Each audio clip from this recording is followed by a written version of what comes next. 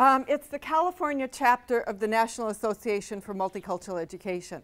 And a group of us met in Los Angeles and spent about a day and a half hashing out what our purpose would be. As a group, we are committed to developing multicultural, anti-racist, and anti-oppressive projects within an education system that fully embraces the diversity of California's students, and that is rooted in the needs and interests of historically dominated and institutionally marginalized communities. We stand for the public good and community-based schools influenced primarily by teachers, students, and families. We have seen how the forces of neoliberal privatization have shifted the emphasis away from public ownership of schools, and we are experiencing the standardization of pedagogy and curriculum driven by the market forces that include textbook and testing corporations. We stand against a colorblind, oppression-blind ideology that attempts to erase rather than embrace any kind of difference. In founding the organization, we were concerned about wanting to have a statewide voice that could speak back to statewide policies. In California, there are a lot of small progressive organizations, but not really a statewide organization that would speak directly to the issues that I just read. So we wanted to try to put together a way of being able to have a statewide voice, both to support teachers as well as to speak to policymakers. Because we're concerned that the reform paradigm right now that is really driving education is a top-down paradigm in which teachers are supposed to do what they're told to do, administrators are supposed to do what they're told to do, kids are supposed to do what they're told to do. And families have been framed in this paradigm as consumers of education, but not really as definers of education. And what we were concerned with is trying to figure out a way of flipping the paradigm so that it becomes communities that help decide what kind of education makes most sense for the kids who live in those communities. And then communities help to construct education from the bottom up. I'm going to focus in my relatively short talk here on what teachers can do in this context, mainly because I spent a lot of my professional life working as a teacher educator and trying to help teachers come to grapple with these concepts. But I first want to situate the work of teachers within, for some of you who are looking at Confronting Neoliberalism, what's that? Start by unpacking what is neoliberalism and a little bit about where did it come from.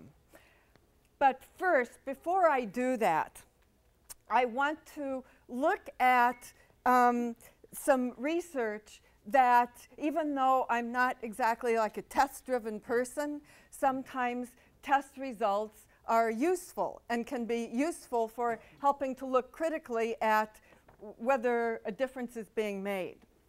So I will turn to some test results from the National Assessment for Education Progress. Can you all see this?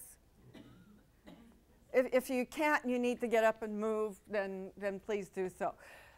This is a graph that illustrates what would look like the closing of the racial achievement gap between 1992 and 2011. The National Assessment for Education Progress is a test that's been given in the United States to samples of students in 4th grade, 8th grade, and 11th grade since the 1970s. And it becomes actually a useful tool for looking at the impact of policy on kids.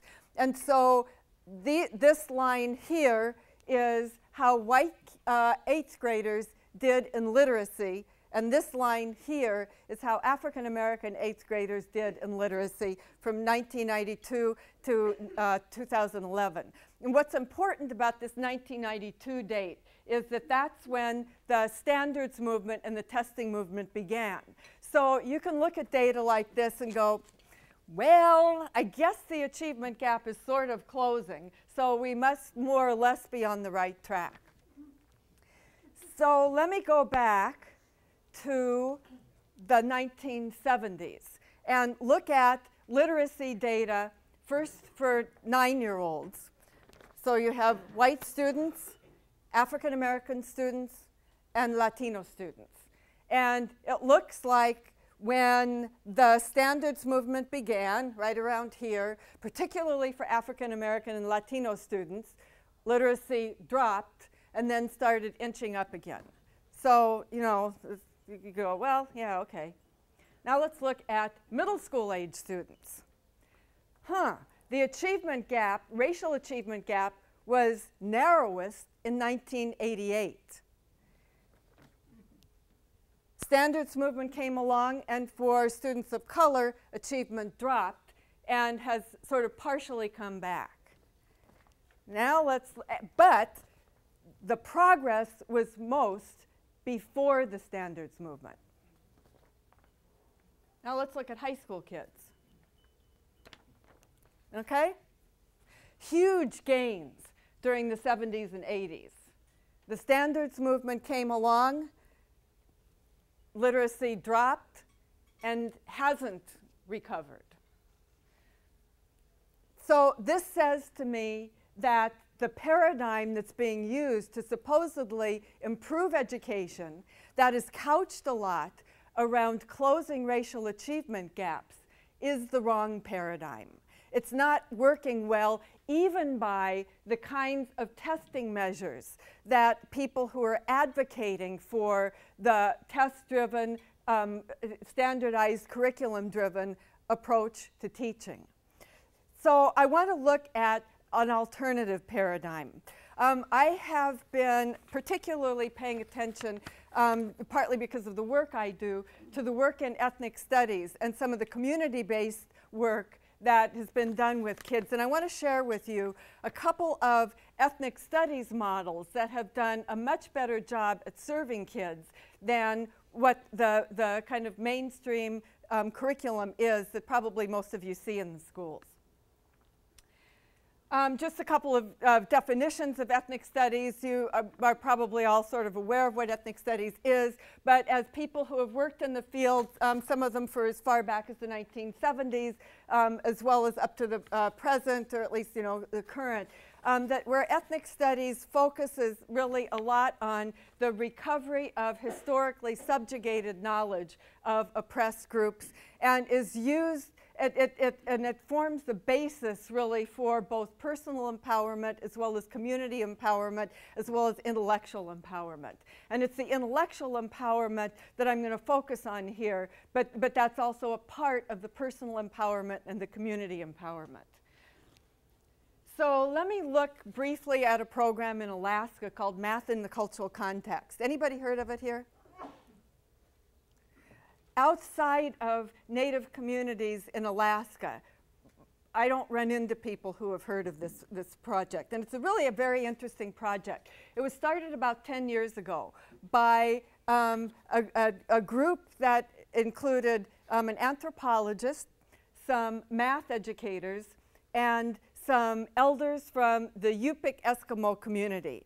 The Yupik people are one of the indigenous peoples of Alaska. And so through this collaboration, they put together a math curriculum that now has 10 modules to use in the elementary school that combine the NCTM, National Council for the Teachers of Mathematics, standards with Yupik community-based knowledge.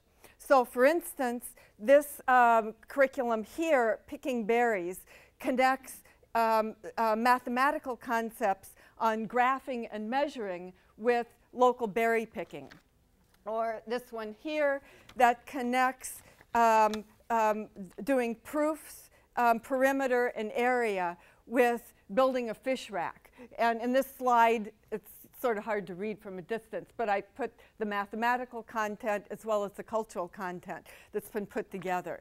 The research that's been done on how this curriculum impacts on Native youth, they've done some pre-test, post-test control group design studies where they look at kids in schools using math as a cultural concept, Native kids, and Native kids in schools not using it. the Native kids in schools using it are learning math better than the Native kids in schools not using it.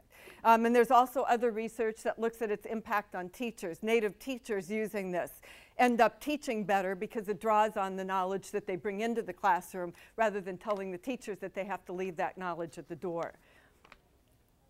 So really interesting project that is doing a better job at closing the achievement gap for Native youth in Alaska than what you generally see out in the schools today. The other one that I want to talk a little bit about is the Rasa Studies model in Tucson, Arizona. You've probably, many of you have heard about the conflict over ethnic studies in Tucson, yes? Yeah, okay. This is a schema that Agustin Romero and Julio Camarota put together that kind of takes the key elements of the Mexican-American Studies program as it was designed in Tucson. And it has some elements to it. What they were doing with the project is helping Latino students develop an academic identity that connects with their identity as Latino students. And helping the students see that you can be a strong intellectual as a Latino student without having to leave Latino-ness at the door somewhere. The curriculum was designed a historically and culturally relevant curriculum using Chicano studies frameworks. And designed around issues of social justice. It was also designed using the state standards. You're just using different content, but to teach to the state standards, because you have to do that. The curriculum was also designed as a college prep curriculum, even though most of the students coming into the program were students who were in remedial classes on the verge of dropping out. So as an academically rigorous curriculum. The pedagogy emphasized students as critical thinkers, students as producers of knowledge rather than as consumers of knowledge that somebody else produced, and students as community researchers. So in the high school project, the students all had community-based research projects that they would do using social science research methodologies that they would then analyze using social science frameworks. And then the relationships in the program were relationships built on a genuine respect between the teachers and the students as whole human beings who come from families and come from communities that the teachers also have relationships with. This program has amassed a real interesting track record of success with the students. And I'll just show you a couple of slides, which you probably can't see this one, but I'll explain sort of what's on it. This slide is looking at the proportion of students who go through the Rasa Studies program who graduate from high school. In Tucson, right now, about somewhere around 50% of Latino students are graduating from high school. Students who go through this program are graduating in the 90%. 91%, 93%, 95%. This is about a 5-year, 6-year period look at the graduation rates. Most of the students are then also going on to college. In terms of academic achievement, they've looked at the students' achievement in reading, literacy, and mathematics, and have found that students going through the Rasa Studies program are also achieving at a higher rate in those fields than comparison groups of kids in the same schools. So for over this 6-year period, the blue lines represent the Mexican-American students on retaking the reading test for Arizona as compared to other students in the same schools who weren't in the Rasa Studies program. Now what's also interesting is when you look at the how the kids were doing in mathematics, it's also the same thing. The Rasa students were outscoring everybody else, and the program doesn't teach mathematics. But what was happening was that it was helping the students acquire a sense of themselves as intellectuals who are fully capable of succeeding in school and who know how to use education to make a difference in their own communities. So the kids were taking just school across the board successfully. This program has been outlawed by white politicians who thought it was too radical. Just a few days ago, a judge, it then has gone through desegregation work, and I won't bore you with all the details there, but a plan has been written up for Tucson to meet its desegregation requirements, which includes culturally responsive pedagogy, a culturally responsive curriculum, evaluating teachers on their ability to use culturally responsive pedagogy. And just a few days ago, a judge ruled yes in favor of this. So this is very exciting. But why do we stick to the test-driven, top-down paradigm when there are these examples of alternative paradigms that are actually working better for kids? And I think to answer that question, we need to look at neoliberalism, which I'm going to do just briefly, and then come back into what teachers might be able to do in the classroom. This graph here, which actually restoration of elite power isn't my term, but it illustrates very well. It's from David Harvey. His book, Brief History of Neoliberalism, is where I got the graph. But this illustrates the proportion of national income that is controlled by the top 0.1% of the United States, France, and Britain from 1913 until almost 2000. And you can see at the time of World War I where there was a kind of a dip in the proportion where the top 0.1% of the population had about 8% of the income of this country.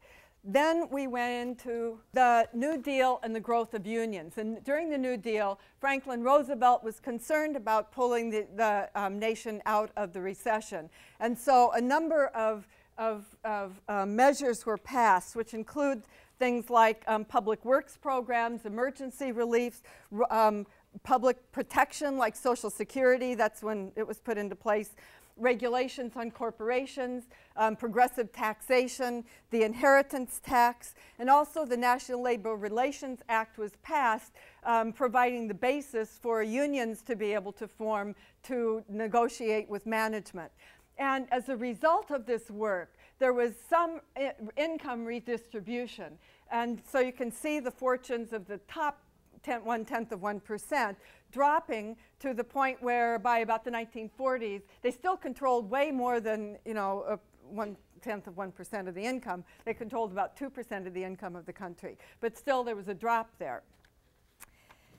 And we come up to the 1960s where you have the various civil rights movements, the African-American civil rights movement, then followed by Mexican-American civil rights movement, Native American civil rights movement, women's movement, disability movement, gay and lesbian movement, to broaden who it is that has access to a share of the pie in the country. And you had then the beginnings of neoliberalism, which started, you can sort of historically trace, to 1947, when there was a meeting of some folks led by a guy named Friedrich von Hayek, who adopted some core ideas from what sort of is known as classical liberalism. And these core ideas were around individualism, private property, and market competition. And they kind of had the philosophy of dividing the world between, and we've heard these terms in the last election, the makers and the takers. And during this last election, in fact, where we heard about 47% of the population being the takers, okay, you can go back to the beginnings of neoliberalism, where these folks were saying, look, policies should benefit the makers, not the takers. The takers being kind of like parasites who are taking wealth off of the people who are creating the wealth. So let's start reworking the economy to reward those who are creating the wealth. And you can see where it's people who have been losing fortunes who are arguing that we need to reverse this thing. So, and then, so neoliberalism as an economic strategy was then tried out outside of the US before it was tried out inside of the US. Beginning during the 1970s with Chile, under the dictator Pinochet. And people of the wealthy in Chile will talk about the expansion of the economy during that time. People who were poor will talk about the real loss of access to jobs, gutting education that also took place during that time.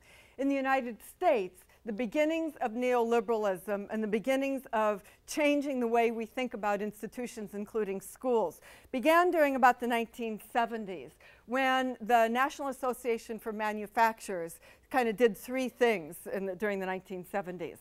They set up business lobbying in Washington, D.C., and moved their headquarters from New York to Washington, D.C. to have closer access to the people on the Hill. They established PACs, the political action committees, to then start electing people who would be more friendly to shifting the way economics was done. And they started setting up conservative think tanks with the explicit purpose of helping to mold public opinion so that the public would buy into the changes that they were trying to propose.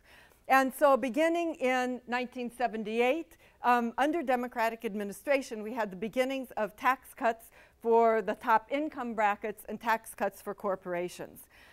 So just to do a brief look at patterns over the last few years, this chart looks at corporate profits after taxes from the 1950s projected until 2020. You can kind of see, except for the recession, when corporate profits dipped, you know, there's a definite trend to the line here. And a drop in corporate taxes at the same time.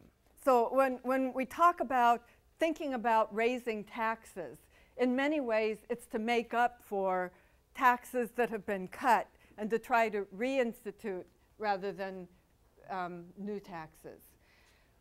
We also have a shrinking middle class. There's been talk in this country about the growing gap between rich and poor. But when you really look at it over time, there really has been a fall off in the middle class, where the majority of people who are no longer middle class have been downwardly mobile, but some people have been upwardly mobile, giving us more of an hourglass-shaped society. And this one is interesting, looking at the average household after-tax income over a 25-year period between 1979 and 2006 in quintiles. The poorest fifth saw an 11% rise in income, although actually if you control for inflation, it wasn't, the poorest fifth lost ground, they didn't gain ground.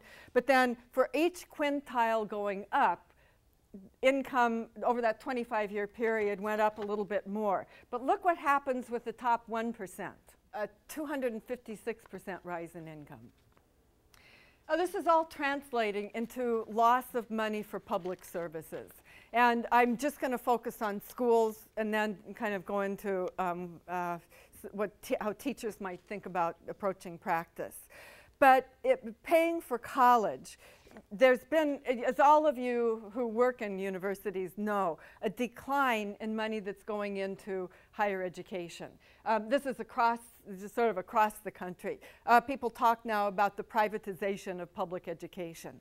And in California, if I look at the drop in paying for college, it's a much steeper drop. This is a national look, but it's a much steeper drop over the past 25 years. This is interesting, looking at loss of money, public money for public schools. This chart here looks at states between 2008, well, let's say school funding in 2012 as compared to what it was in that state in 2008, okay, 5 years ago. And for most of the states of the country, there's been a fairly dramatic drop in per pupil funding over the last 5 years. Illinois has lost about $103 per student over the last 5 years. California, where I live, has lost over $1,000 per student over the last 5 years. And for those of you who work in schools, you know what this translates into. larger class sizes, fewer teachers, fewer materials.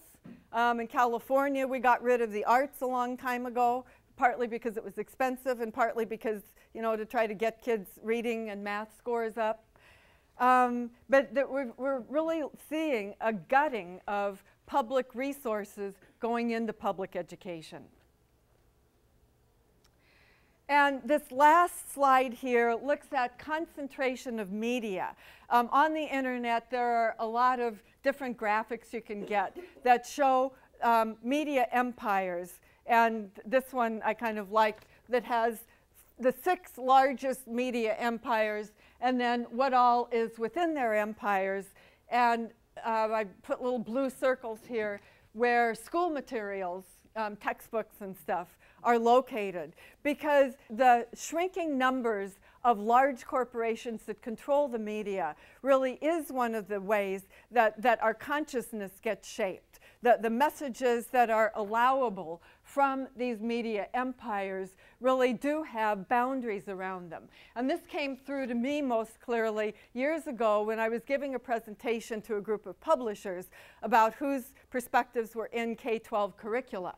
And at the end of it, I was walking down the hall with somebody, and I forget now what publishing company he was from. He was one of the head people of this publishing company. But he said, you know, we're owned by Raytheon, which makes Patriot missiles. So there are some things that just you might want to see, like a critique of militarism in the textbooks, but it's not going to be there. And I was like, oh, wow. So, what can teachers do? Because I think it's critically important for teachers and kids and parents and communities to speak back against what's happening to our public schools and our other public spaces. I have taught for many years a course in multicultural curriculum design, and I'll illustrate the practice of 3 teachers as they tried to think their way through what to do in the classroom.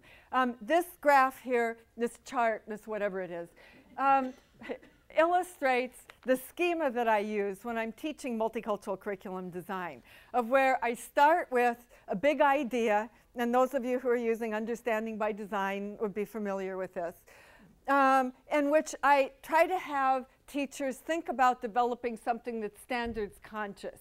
And I don't use the word standards driven because I don't want them to think that your curriculum has to be driven by the standards, but you at least need to pay attention to what's in them. And then we work through the various elements on this chart here.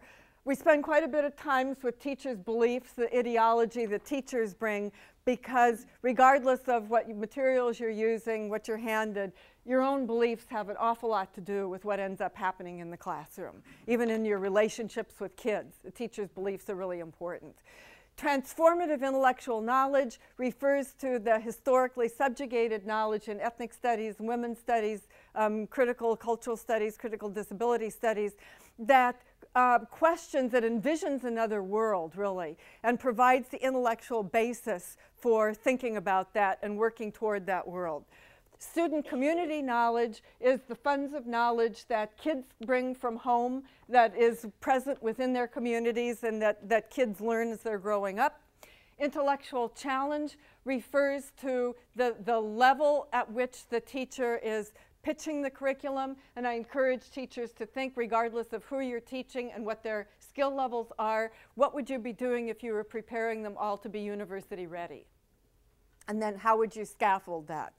Assessment of learning, what are some meaningful ways that you can assess student learning in ways that are culturally relevant in your classroom as a way of informing and improving teaching? And then what resources and classroom strategies can you use that support student engagement around the knowledge that you've chosen? So let me illustrate what 3 teachers have done with this as ways of trying to be multicultural social justice educators. this is Kathy, who just retired about a year and a half ago. Kathy was a first grade teacher in Salinas, California. And by the way, the demographics you'll see of kids reflect the demographics of where I live. Monterey County, where I live, has the highest proportion of Latinos of any county in California. Not the highest number, but the highest proportion. So like Kathy's class is all Latino. Her students are mostly children of farm workers who work out in the fields. Most of them are immigrants from Mexico. Some of them are second generations. But Kathy wanted to teach a unit where students look critically at agriculture in Monterey County. And she explains that this is partly because the students are from an agricultural background, but it's also because she grew up on a farm in Ohio and had seen how farmers were losing their farms to big agribusiness. And she wanted students to start thinking about why is it that increasingly ordinary families can't afford to own farms, and what's happened to the agriculture industry both in Mexico as well as in the United States. Here she's talking about agriculture affects the lives of my students. The parents don't want the kids to grow up to be farm workers, but the parents are interested, and Kathy's interested in the students knowing more about where their parents work and the context in which their parents work. And Kathy also, she does quite a bit in her teaching, or did when she was teaching, and you'll see it in this unit, of where students can bring political questions into the classroom. And sometimes people will ask, aren't first graders too young to bring politics up with? And what she explained in this quote is, and this is particularly when she has class meetings, of students will bring in all kinds of stuff. Sometimes it's, somebody hit me on the playground. Sometimes it's, why are we having a war in Iraq? Sometimes it's my parents were talking about this tax initiative, like she's talking about here, to keep the county hospital open. And so the classroom should be a place where students can explore questions rather than having questions closed down because we assume that students are too young for them. So for this interdisciplinary unit, for social studies, she bases the unit around the United Farm Workers. This is the flag of the United Farm Workers, and she includes in the social studies part having the students compare and contrast small farming with agribusiness. And then labor organizing and Dust Bowl refugees. She works with parents to teach and design and teach parts of this unit, partly because some of the parents have lived in Mexico and have worked on small farms and can help contrast small farms with the agribusiness that they work in now, almost more graphically than she can. The parents, some of them are also active in the United Farm Workers, and so co-teaching with them sort of makes sense. The Dust Bowl refugees was interesting to me because I learned through Kathy that Salinas, California, a large proportion of the white population there are descendants of Dust Bowl refugees. And what she would like the white people to do is understand some of your own history, because it's not that different from the history of who are the brown people now. And then maybe we can find ways of working together. For language arts, farming and local history, vocabulary. For music, labor organizing songs. And by the way, she has all of this mapped against the standards for first grade. So if anybody comes in and asks, why are the students singing, De Colores or something like that, she can point to the standard that she's addressing. For science, they do plant growth. For math, graphing and more than, less than. And I was interested in particularly in what she did with math, because people will sometimes say, math and social justice, what's the relationship? Just one example here of how she was teaching graphing and more than, less than. I walked into her classroom. I went when she was teaching parts of this unit and saw something that looks like this across the front of the room, where there was a bulletin board, and then in Spanish, because she was teaching this in Spanish, the names of different crops. So apio is celery, flores, flowers, lechuga, lettuce, alcachofa, artichokes, las fresas, strawberries, broccoli, and casa, working at home, otros trabajos, working in other fields. And then she had the students on a 5x7 card write their name and where their parents work.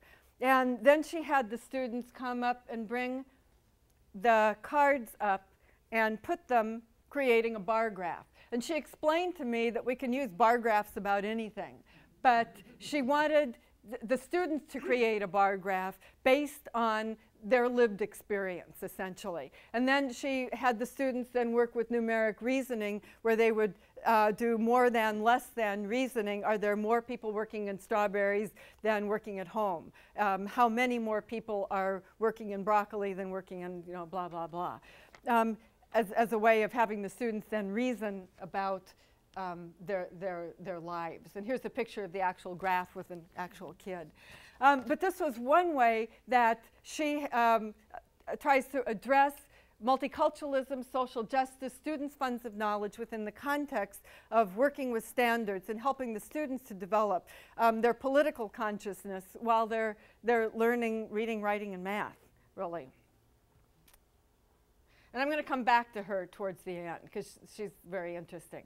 The second teacher here, Terry was a middle school teacher at the time when I did this study. She's now a high school teacher. And she was teaching a 2-hour language arts and social studies block. When I had her as a master's student, she talked to me about how she really wanted to bring democracy into the classroom and run the classroom as a democracy and run the school as a democracy, because she believed very passionately in the power of democracy. And this is a quote from her master's thesis where she's quoting Paulo Freire. And I'm going to talk about how she transformed a unit on ancient Egypt, because in the school where she was working, she was starting to run into some conflict with her principal. She had taken a group of students to the school board to protest a school closing. It was actually the student's idea, not her idea, but the principal is, you're rabble-rousing, you're taking your kids to the school board, so I want you to just stick to what's in the textbook, stick to the standards. So she had a unit that she had taught for several years on ancient Egypt. And she has, by the way, a write-up of how she transformed this unit in a book, Turning on Learning, that Carl Grant and I did. And the way she organized the unit was essentially in 3 parts. Students would learn something about the geography of ancient Egypt. They would learn something about cultural artifacts and belief systems of ancient Egypt. And they would learn something about the social structure of ancient Egypt. And she told me that what the students really loved learning about was mummies. That was what got them. The same semester, when she had taken students to the school board, she had also become very concerned about how students were treating each other in her school. She taught in a school that was a desegregated school located in a predominantly white upper middle class neighborhood in Monterey. And the students who were bused into the school were mainly low-income students, mainly Latino, but there were also some African American students and some Asian students as well. And when she would walk around the school, she would note students kind of negative expressions toward each other. And she was also concerned about why it was that when you would have student elections, the same group of popular kids from affluent families always got elected. And she thought, why don't the students stop and think about how they're treating each other and who they're electing as their representatives? Why do they just sort of go along with these norms? And then she became aware, well, I think she was already aware, but she told me about how this kind of hierarchy of importance, which was really what that was in the school, was reflected also in the teacher's lounge. In this particular school, in the teacher's lounge, there was a table where this one group of teachers would sit every day when they came in for lunch. Nobody else could sit there. It had a tablecloth, a candelabra, and everybody else, it was like, you know, like this is the queen group and everybody else has to go sit someplace else. And so these hierarchies, she really wanted the students to question. So she was teaching a class called Teen Problems and brought these issues up to her class. And the students said, Well, let's do a survey to find out to what extent there's actually a problem in the school. So she worked with the students to create a survey. They went around to different classrooms, gave out the survey, got the back, analyzed the data, and I'll just share with you a couple of questions that were analyzed around the problem of the oppressive hierarchy within the school. At my school, students treat each other differently because they're in different social groups. About half the students agreed with that. And yeah, okay, there's a problem here. At my school, students treat each other differently because of race. About a quarter of the students agreed with that. They were mainly the students of color. Mainly the white students didn't see the differential treatment that was going on. So this provided a way for her to be able to look at the issues in class. So the students then analyzed these data, tried to come up with some ways in which they could make the school a school that worked better for all of the people in it. But the following year, when Terry went back to reteach this unit on geography, on ancient Egypt, she wanted to rethink the structure of the unit. Oh, and by the way, she also had the students draw a diagram of how they saw American society. And most of them drew something like a pyramid. And a couple of them drew like with the president at the top and what they called bums at the bottom, which she said was what her parents largely called homeless people. So she designed the unit so that the central idea now, instead of being ancient Egypt, was hierarchical versus egalitarian societies. But she would use Egypt as one of the vehicles to teach that. Studying ancient Egypt and the social structure, they studied the pyramid of power as it was reflected in the ancient Egyptian society and did some readings and role play to try to put the students in the position of either being the one making the rules or the one having to follow the rules, and how that felt and how people reacted in those conditions, to try to help students really start to think critically about hierarchical societies. In her literature class, which again, this was social studies and literature in a 2-hour block. She then had readings where students would critically analyze the pyramid of power as it reflects in United States society. And so she had different books such as Roll of Thunder, Hear My Cry, and different articles and things that students would read that were literary works that would have them start critically looking at the nature of US society so they could sort of bounce off ancient Egyptian society against US society. And then she also, throughout all of this, tried to engage them in bringing the ideas back into the school and how we treat each other in the school and how a hierarchical society tends to be reflected, and what can we do to try to make our treatment of each other reflect more egalitarian principles. So that's kind of what Terry did. The last teacher I'll share with you is Angela, who was a 4th and 5th grade teacher in a school in a low-income community. It had no racial ethnic majority. It was a very diverse group of students. She was a 2nd-year teacher, and she was struggling with a couple of things. One was how to actively engage the students when the classroom behavior gets chaotic. She was struggling with classroom management. A lot of beginning teachers are. And you'll also see how she ended up struggling with how to teach perspectives of indigenous people as an alternative to the dominant perspective when the curriculum is from the dominant perspective and not from an indigenous perspective.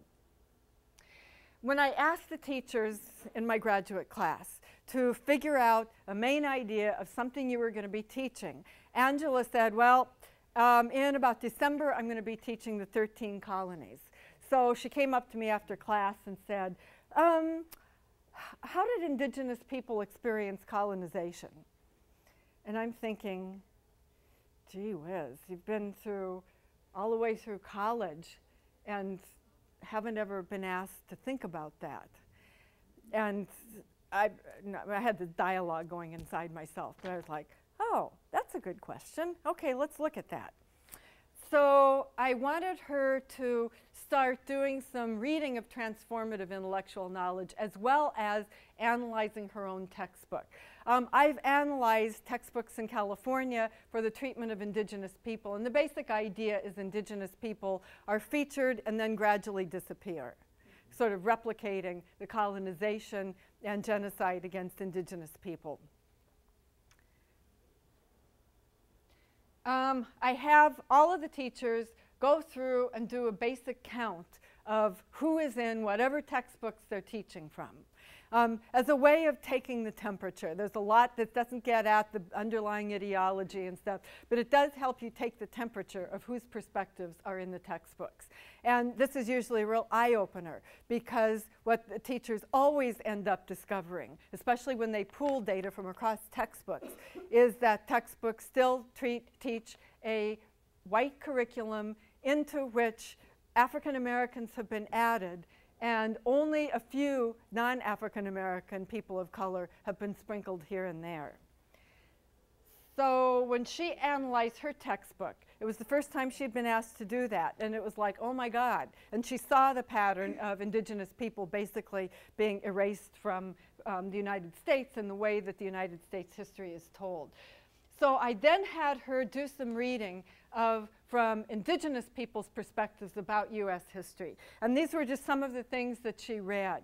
But what she came away from reading these was there was a whole different story being told from an indigenous point of view.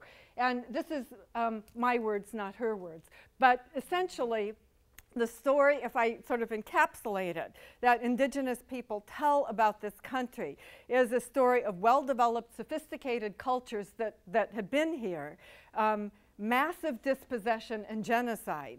And that usually gets really glossed over in the textbooks.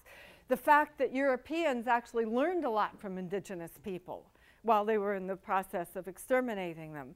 And then what's really important is the main issues today of reclaiming political sovereignty, rebuilding economies, nation building, identity building, current political status as semi-sovereign nations, in many cases language reclamation, and there are some really big ongoing issues today.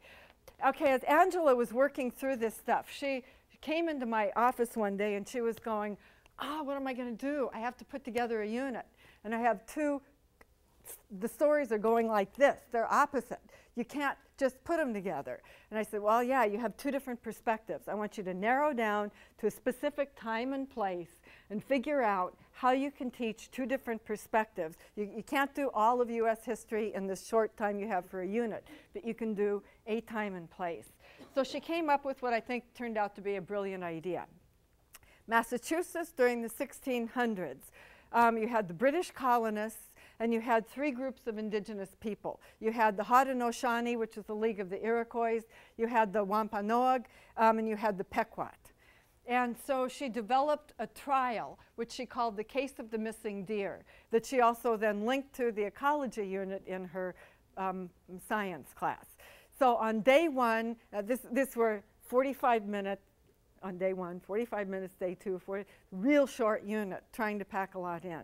So day one, she gave them background information about the Wampanoag, how a trial works, and the Haudenosaunee Great Law, which sets out the Iroquois legal system for a trial. And it's actually very interesting because the structure of the trial is very similar to the British structure, but the purpose is different. Rather than trying to find out who's guilty and then set punishment, it's trying to find out a way of building reconciliation and balance. On day two, she did a simulation on the ecology of the deer population, which I went and watched, and it became very chaotic. And then on day three, a role play, and this is what I wanted to focus in on. Because during days one and day two, she was still struggling with the classroom management issue. On day three, she did a lot of work putting together a really well thought out role play of two different perspectives. Some of the kids played the role of Wampanoag witnesses. Some of the kids played the role of British witnesses. And she had done research to come up with names. Each kid had a roll card with a name and with some information about them. And she spent a lot of time trying to get authentic names and some information that would be authentic about the various witnesses. There were 5 judges, and there was also the jury. And so then when the judges were out, and then when the jury was out, the kids had some thinking questions to do about who was guilty and what would you do to try to bring things into balance again. What kind of reconciliation strategies would you use? And so the kids were like, you know, writing. And this is all of the classroom management issues that she had had disappeared because the unit was so engaging to the kids. In fact, there was a parent in there who happened to bring, I went and watched this, the parent who happened to bring, no, he didn't bring a camera and wished he would have, because he was saying, oh, this is so good. I should have brought my video camera. But what came out of this, there's actually a lot in this story that I don't have time to unpack. But she did learn that misbehavior results in boredom. Her own prior education had been severely limited, and she had to go do a lot of work to unlearn what she had learned and then relearn in order to bring indigenous knowledge into the classroom and have indigenous knowledge be the way that the whole problem was looked at. And I found that very, very interesting that she was able to do that in this short, very engaging lesson. There's a lot more here that she got out of it. But as it relates to reworking the curriculum for multicultural and social justice, I found this to be an interesting example. But and the question of what to do and what does this mean for teachers, one of the things that to me it means for teachers was when I'm thinking about these three teachers, Kathy in some ways was different from the other two, Terry and Angela, because Kathy was quite engaged in immigrant rights organized activity in her own community. So when Kathy was teaching about the United Farm Workers and immigrant rights issues, they were the same issues that students' parents were grappling with and some of the parents organizing around in order to have a political voice to make a better life for their kids, both through school as well as through changing policies that work against immigrants and that work against low-wage workers. And Kathy was engaged with these communities. Kathy told me that she would sometimes go to immigrant rights protests and see some of her students there with their parents. So there was a real connection between what she was doing in her classroom and what was happening outside of the classroom. And as a result, she was able to keep teaching this stuff year after year, getting better and better at it, in ways that really synced with where the parents were coming from in the community that she was working. Whereas the other two designed and taught really interesting units, but they tended to be one-shot units because they actually didn't grow out of the teachers' engagement with a broader community. And what I've tried to encourage teachers to do is to connect with either activist communities that you're working, activist groups in your community, or teacher activist groups that are around so that you're not by yourself. Because if you're trying to make these changes by yourself, you're probably going to get frustrated, you're going to get burned out. If a principal comes in and says you can't do that, you may find yourself in a position you're going, well, I guess I can't, without having some allies to help figure out what to do and where to go with that. So the organization that this button represents is one that I helped start in California. This is its website, the California chapter of NAME, and the national organization, National Association for Multicultural Education, which has local chapters. And I understand that there's one or two in Illinois, but I don't really have information about them. But those become places where teachers can join in with other teachers. You also have, in Illinois, Teachers for Social Justice, which is more up in Chicago, but it is certainly organized around these kinds of issues. And the curriculum fair that they put on every year certainly highlights the kind of teaching that these teachers were doing. So it becomes another way of affiliating with something that's bigger and broader than yourself. And the Chicago Teachers Union that I can't come to Illinois and not mention, because to me it's been such a wonderful coming together of teachers in a way that specifically critiques the neoliberal gutting of resources from public education and the way the teachers have been getting dumped on in that process, and tying that to the welfare of the kids that they're actually working with in the schools. So when the teachers organized to push back against strategies that were harming kids and harming teachers, and had some success doing so.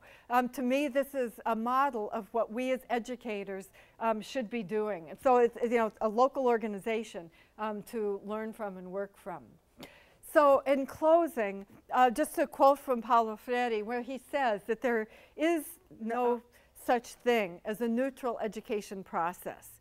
Education either functions as an instrument which is used to facilitate the integration of the younger generation into the logic of the present system and bring about conformity to it, or it becomes the practice of freedom, the means by which men and women deal critically and creatively with reality and discover how to participate in the transformation of the world. And I think all of us ultimately have a choice as to where we'll position ourselves in the political system of the schools. But we can't choose not to position ourselves because we're a part of the process. So thank you.